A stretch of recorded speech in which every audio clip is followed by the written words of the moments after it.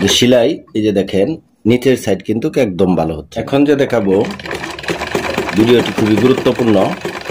অনেকে বলছেন যে সেলাই এই যে দেখেন নিচের সাইড কিন্তু একদম ভালো হচ্ছে না এবং কি উপরের ঠিকই আছে, অথচ নিচের সাইড কিন্তু একদম ভালো হচ্ছে না। দেখেন কি অবস্থা।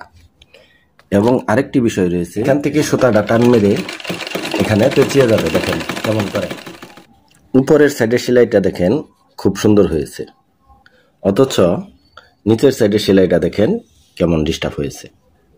এরকম যদি হয় সেক্ষেত্রে একটি সহজ সমাধান আপনাদের দেখাই, যেটা হলো এই টেনশন। এই টেনশনটি লুজ, সুতাটা অতিরিক্ত লুজ আসছে। তো এটা আপনি টাইট দিয়ে নেন, সেলাই পলকের মধ্যে ঠিক হয়ে যাবে।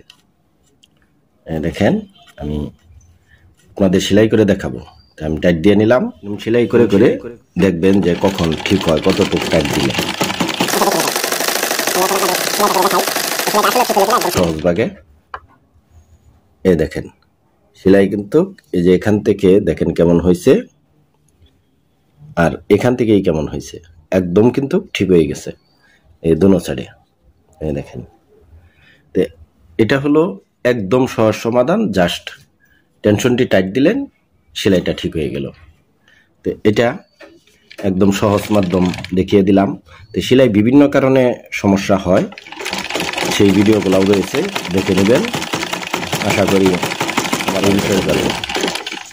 দেখেন সেলাই কিন্তু কোনো রকম সমস্যা হয় নাই, এই সাইডেও না, অথচ এই দিকের সেলাইটা কেমন হয়েছে দেখেন। তো এটা কিন্তু কোনো কিছু খুললাম না, কোনো কিছু এই করলাম না, একদম সহজে ঠিক করে নিলাম। আশা করি ভিডিওটি ভালো লাগবে, আপনার কাজে লাগবে।